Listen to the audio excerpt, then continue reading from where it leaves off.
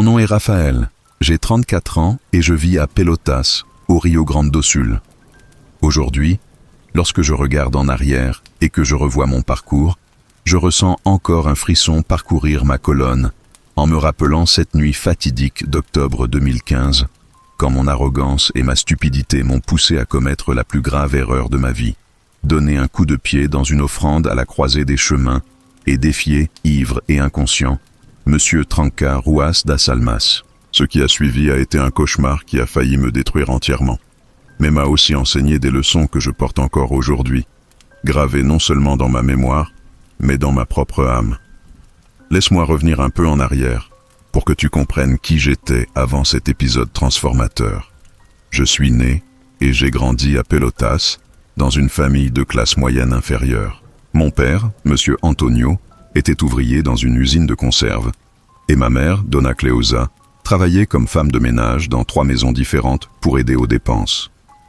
Nous menions une vie simple mais pleine d'affection et d'unité.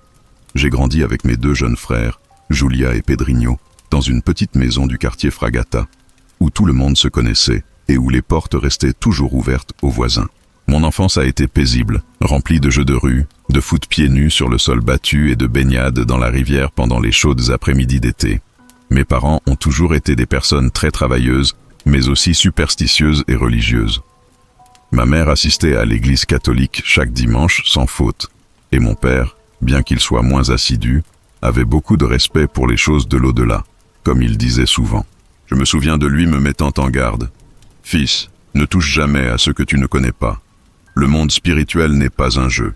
Respecte les croisées des chemins, respecte les offrandes, respecte les offrandes. Peu importe que tu y croises ou non, le respect est fondamental. » Mais j'étais jeune, arrogant, et je croyais tout savoir. À l'adolescence, j'ai développé une personnalité plutôt rebelle et interrogative.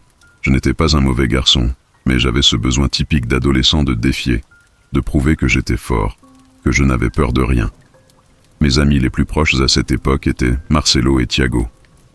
Marcelo était le clown du groupe, toujours une blague à la bouche. Grand, maigre, aux cheveux bouclés, il faisait rire tout le monde. Thiago était plus sérieux, réfléchi, le cerveau du groupe.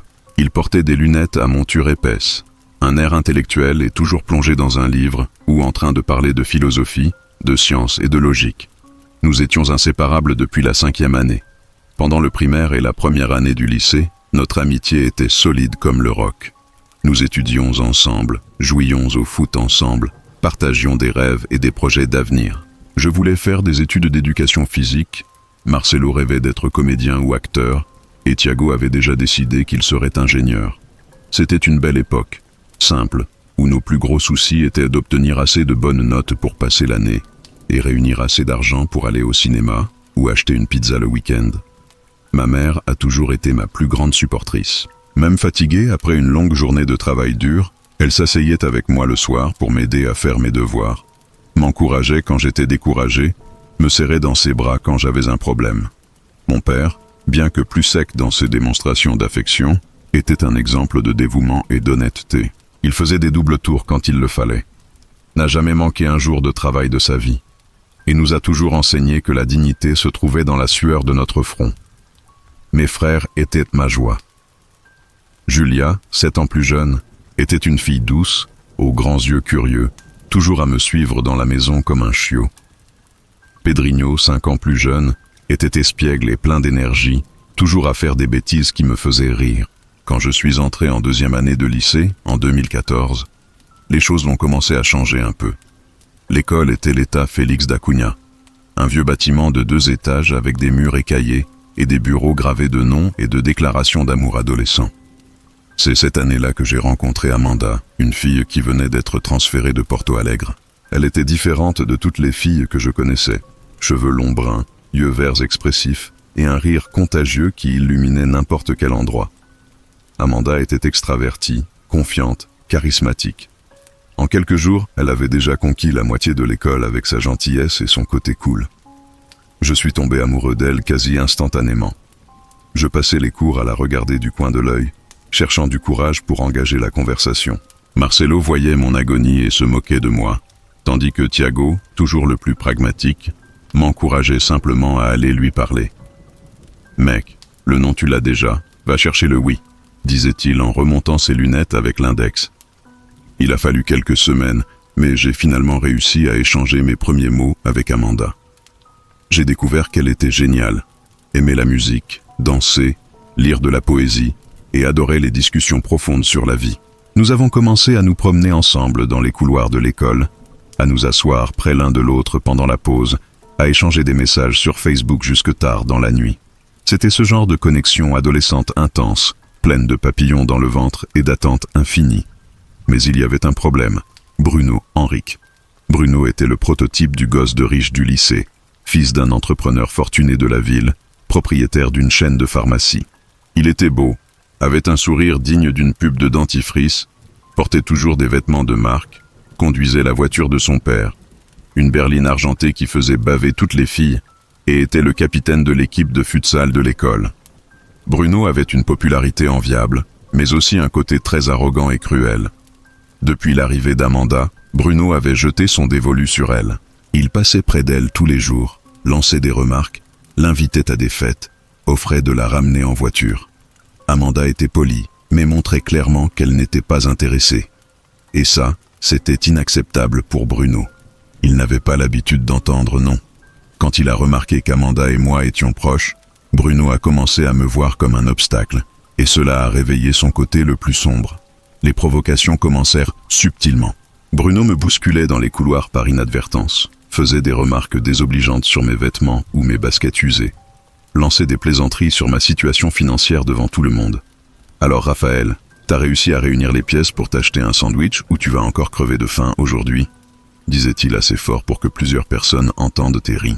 J'essayais d'ignorer, d'avaler ma rage, mais chaque provocation était comme une épine plantée toujours plus profondément dans ma dignité.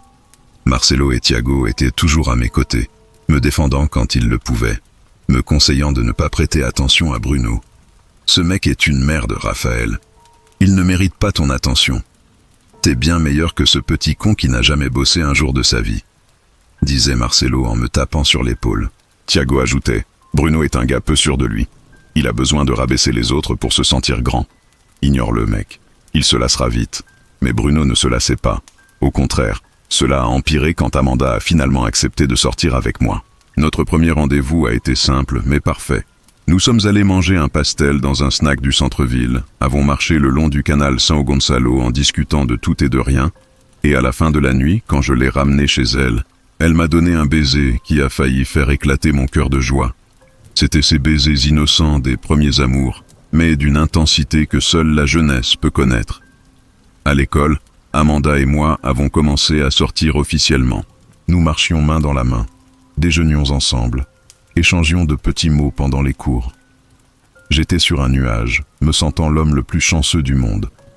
Ma mère a adoré Amanda quand je l'ai présentée à la famille. « Quelle fille bien élevée, mon fils. Tu as bien choisi, » a dit Donna Cleosa en m'embrassant le front. Mon père a juste hoché la tête en signe d'approbation, mais je savais qu'il l'aimait bien aussi. Bruno, en revanche, était furieux.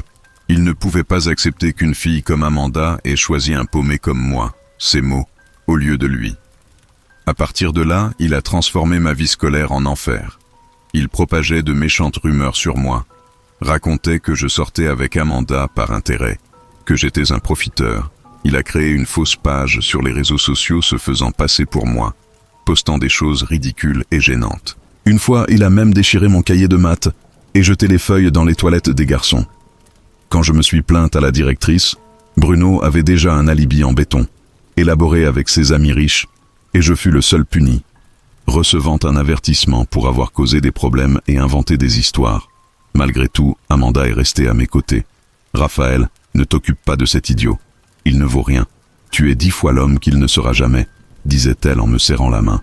Cela me donnait la force d'avancer. Mes parents ont aussi été essentiels à cette période. Quand ils ont vu que j'étais éprouvé, que je rentrais de l'école abattu, ils se sont assis avec moi pour parler. « Fils, il y aura toujours des gens pour essayer de te faire tomber, mais tu ne peux pas les laisser faire. Tu es fort, tu as du caractère, et c'est beaucoup plus précieux que tout l'argent que ce gamin pourrait avoir, » a dit mon père avec une voix ferme et un regard sérieux. Même avec tout ce soutien, 2015 a été une année difficile. J'étais en terminale, sur le point de passer le NM, l'équivalent du bac brésilien, pensant à la fac, à l'avenir, mais Bruno ne me laissait pas tranquille. Il s'était inscrit à la même salle de musculation que moi avec un coupon, juste pour me retrouver là-bas et m'humilier. Il lançait des poids près de moi d'une façon dangereuse, me traitait de faible quand je n'arrivais pas à soulever autant qu'il le pouvait, et faisait des commentaires sur mon corps devant tout le monde. « Tu crois vraiment que tu vas garder une fille comme Amanda avec ce corps de brindille ? Elle va vite se lasser de toi et revenir vers un vrai homme », murmurait-il dans mon oreille, alors que je faisais du développé couché, me déconcentrant et me faisant presque lâcher la barre sur ma poitrine. C'est aussi en 2015 que j'ai décroché mon premier job dans un magasin de matériaux de construction appelé Casa do Construtor. Je travaillais l'après-midi, après les cours, aidant à organiser le stock, accueillir les clients, transporter des sacs de ciment. Le travail était dur, mais le salaire, même maigre, me donnait un sentiment d'indépendance et de fierté. Mon chef, M. Marcos, était un homme rude mais juste, avec un ventre proéminent et une voix grave qui exigeait de l'engagement mais reconnaissait aussi l'effort. Il m'aimait bien, disait que j'étais un bon garçon et que j'avais de l'avenir. Au travail, j'ai rencontré Patricia, une collègue à la caisse. Patricia avait la quarantaine, sympathique, femme noire, sourire radieux et yeux gentils.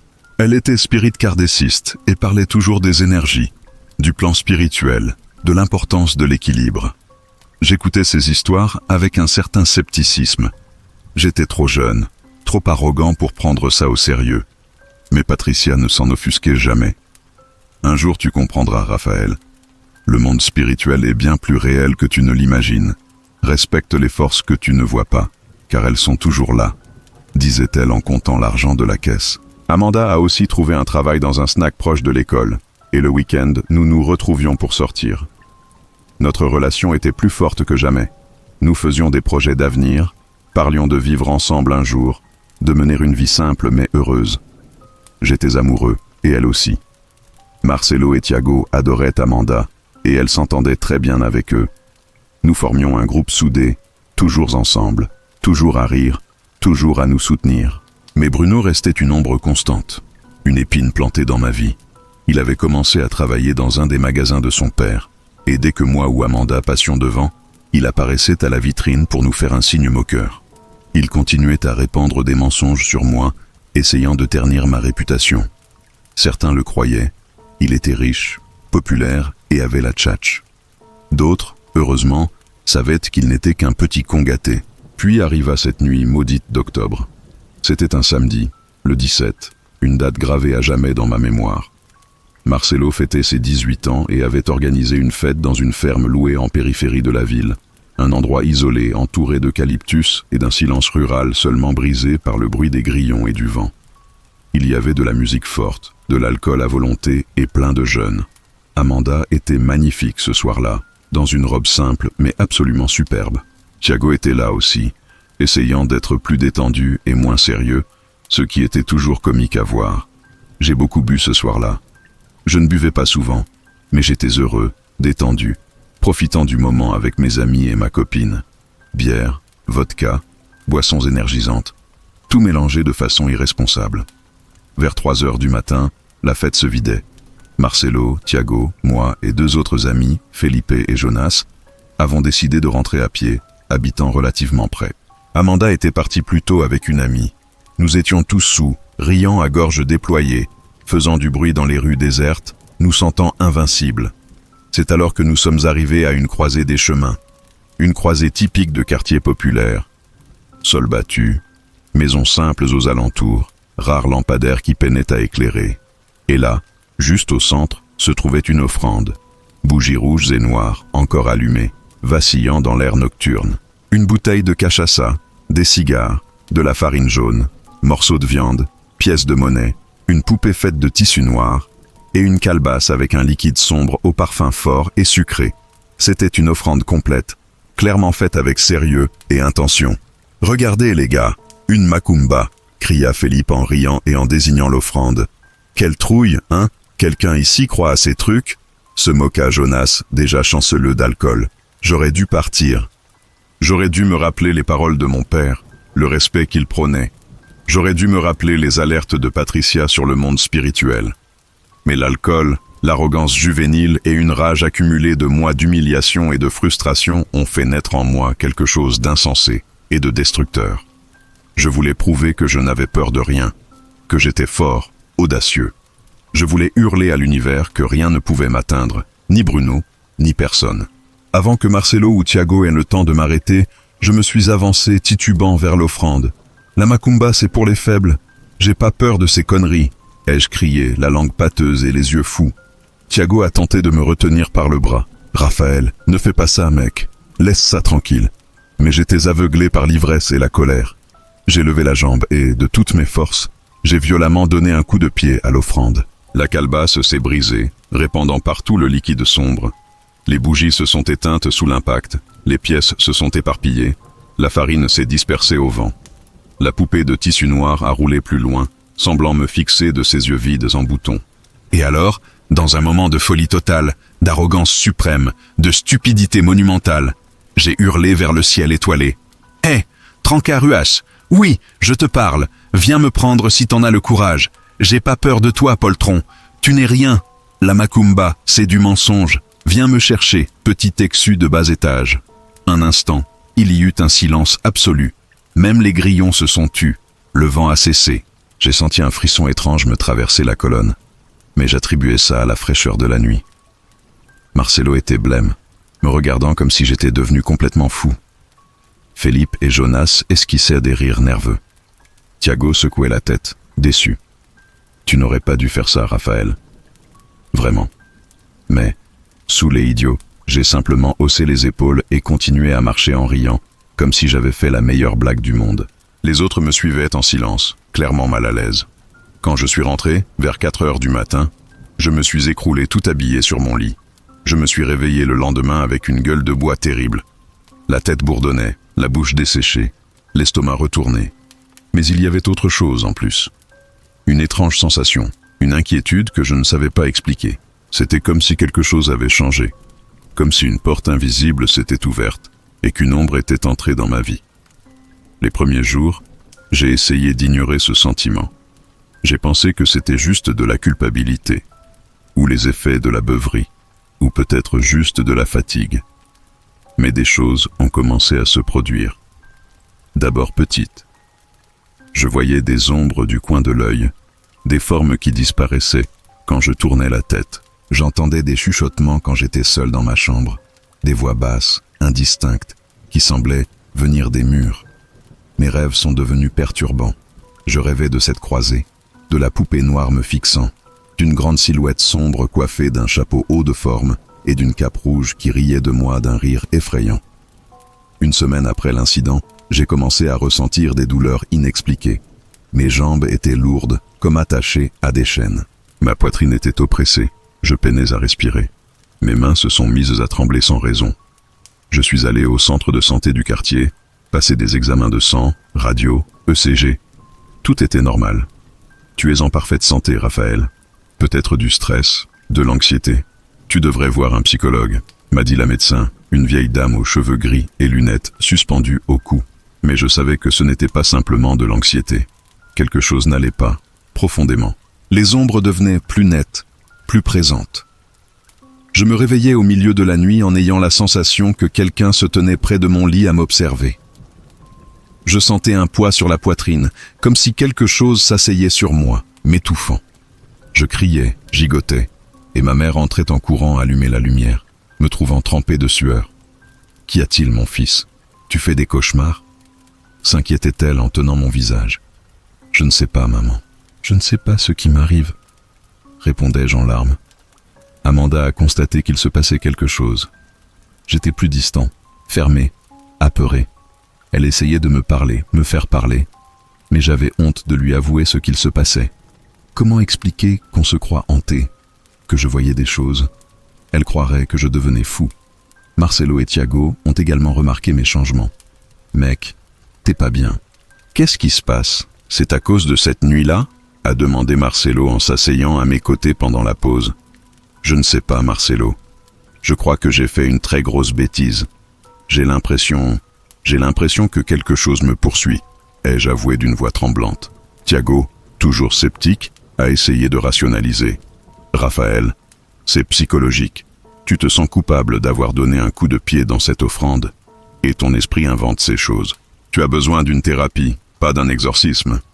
Mais Marcelo, plus tourné vers le mysticisme, a pris un air grave. Mec, t'as provoqué Trancarouas. C'est pas des blagues. Ma grand-mère a toujours dit qu'Exu ne pardonne pas le manque de respect.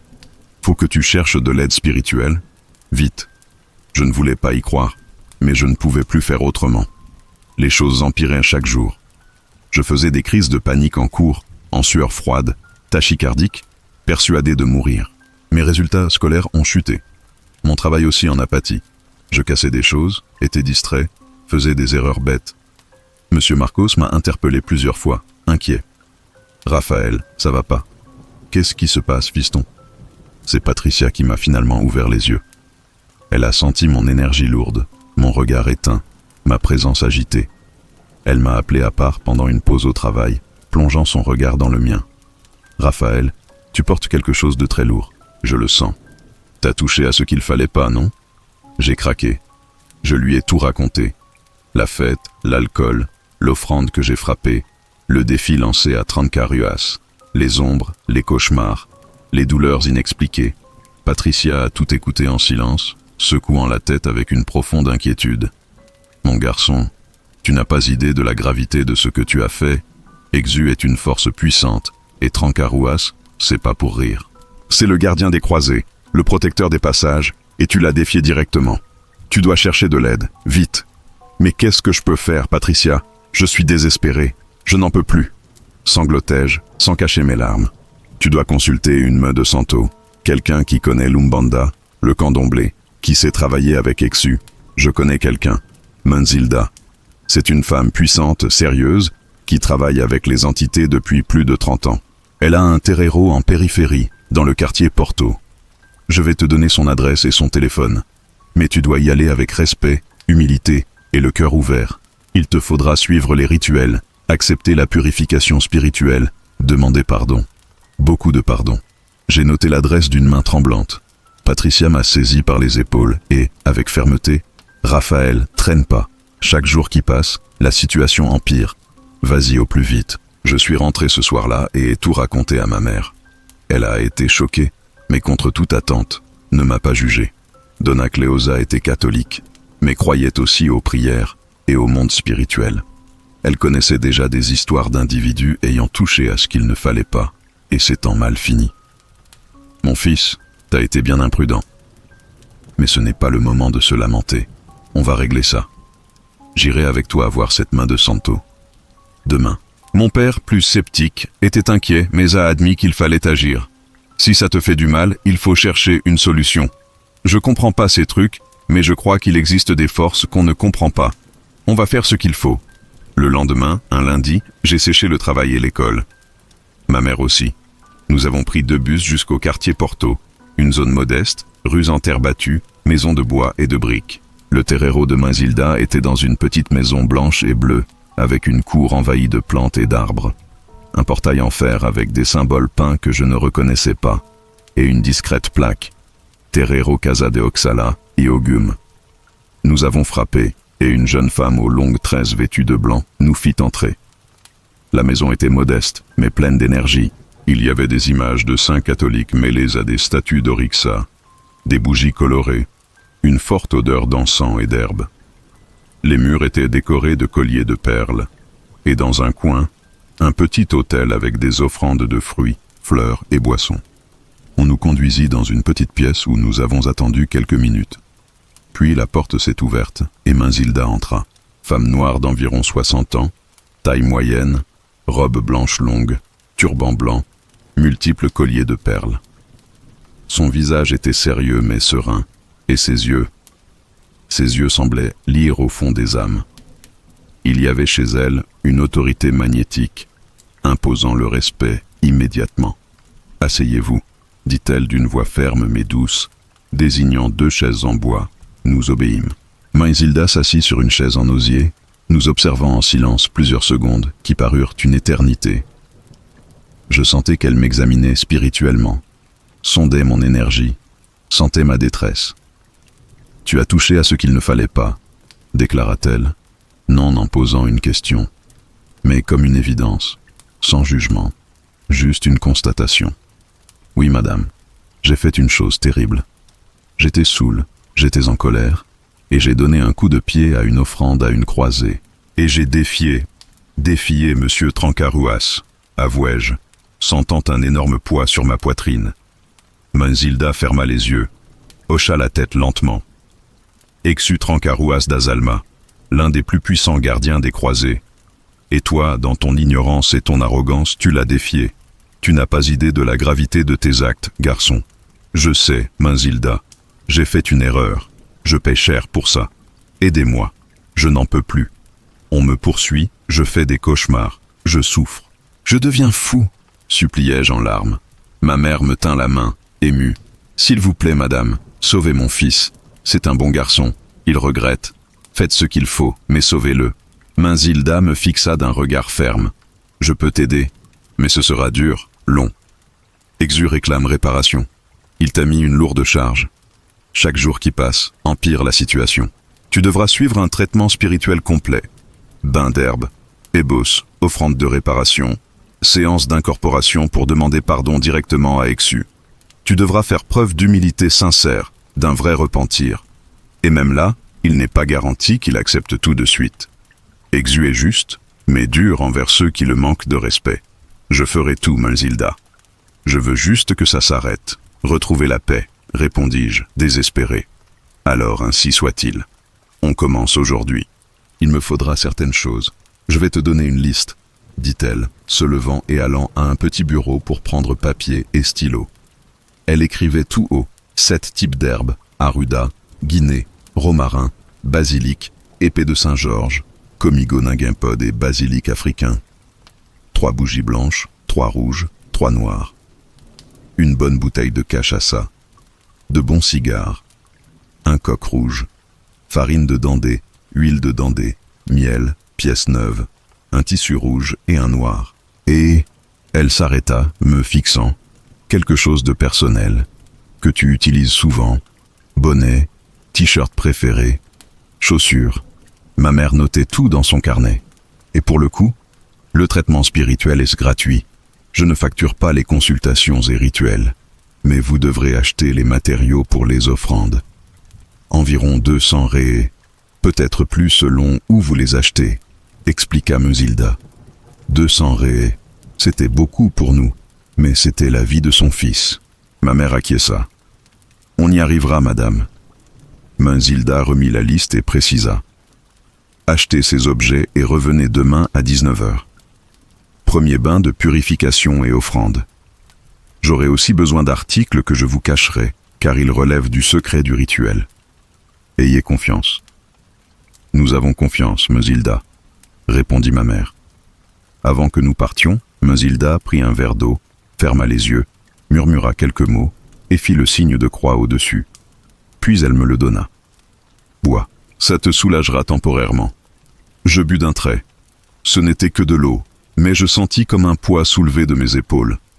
Nous sommes partis avec la mission de tout réunir. Ma mère a appelé mon père, expliqué la situation. Il accepta d'aider malgré l'argent. On a passé la journée à chercher les herbes, acheter les bougies, la cachaça, les cigares. Le coq fut plus difficile. Il fallut aller jusqu'à une ferme de banlieue. J'ai aussi pris mon bonnet utilisé. Nous sommes rentrés épuisés, mais prêts.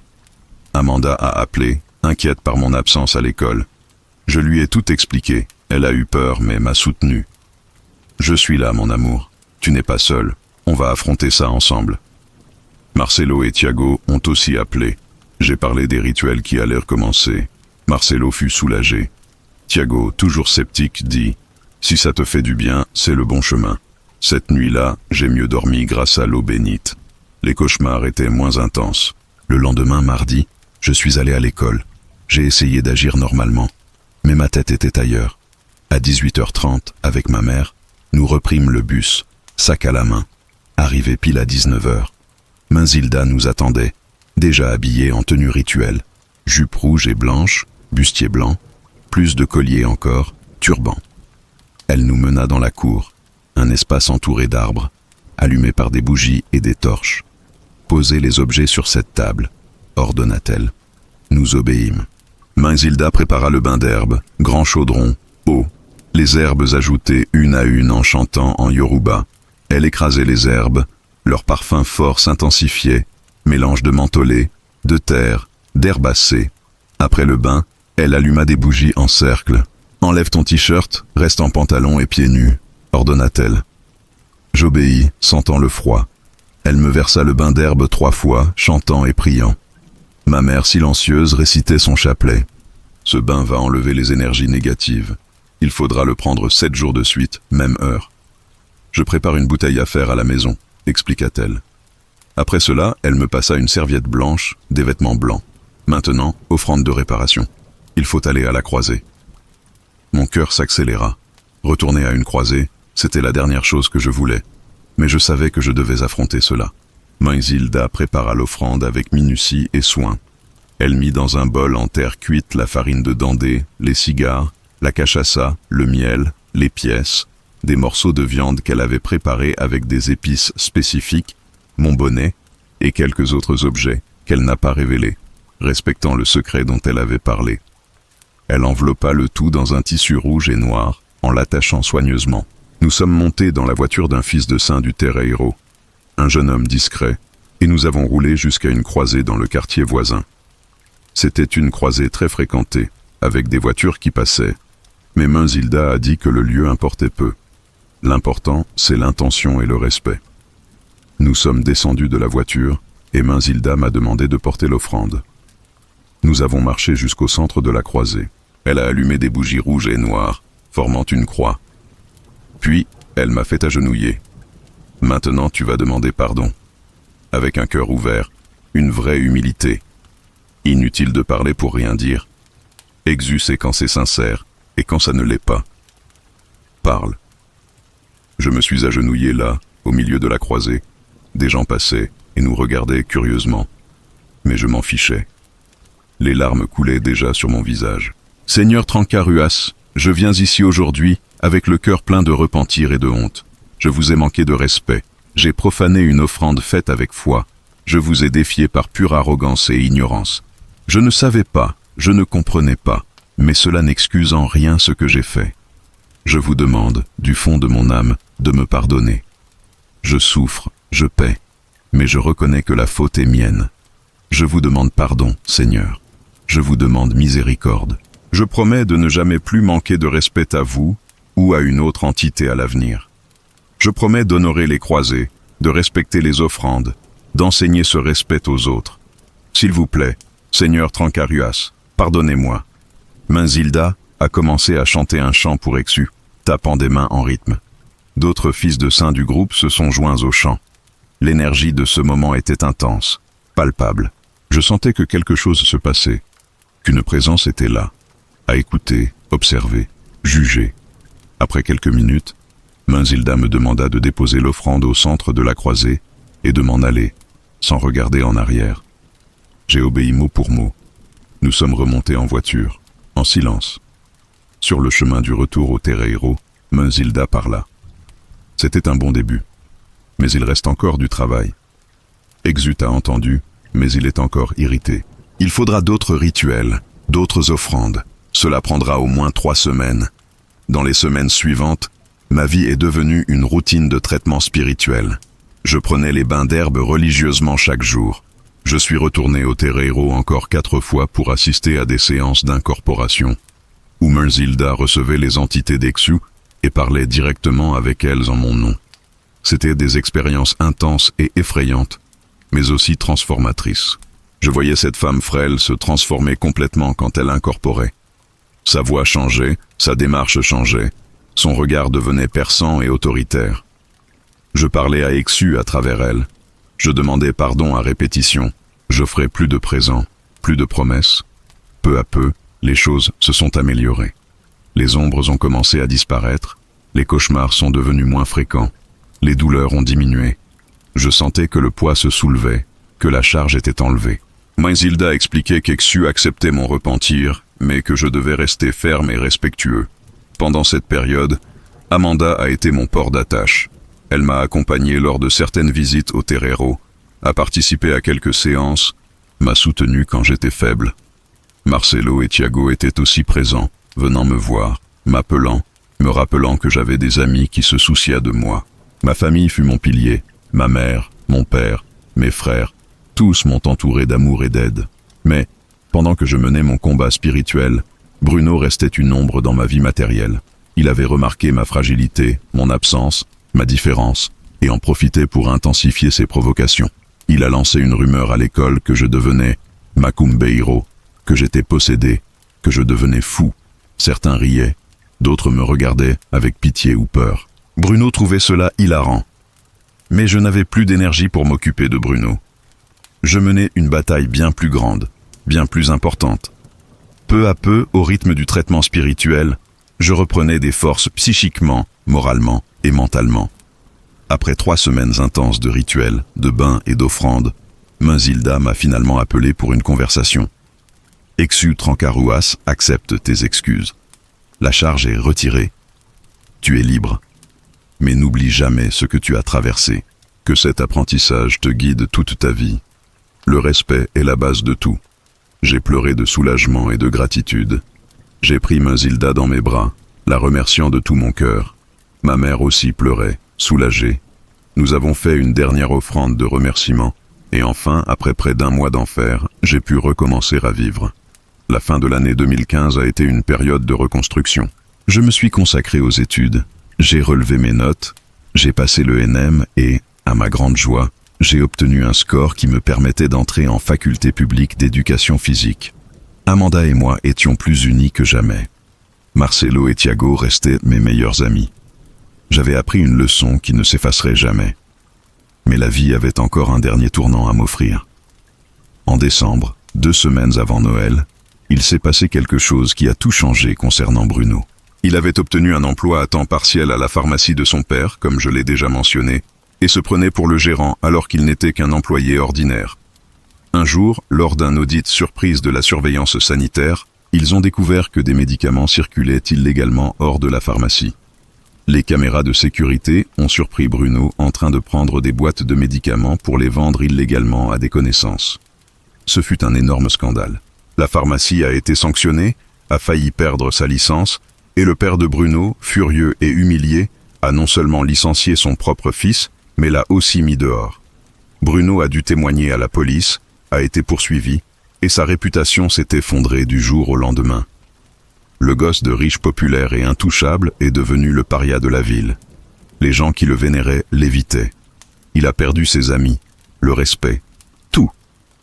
En apprenant la nouvelle, je n'ai ressenti ni joie, ni satisfaction.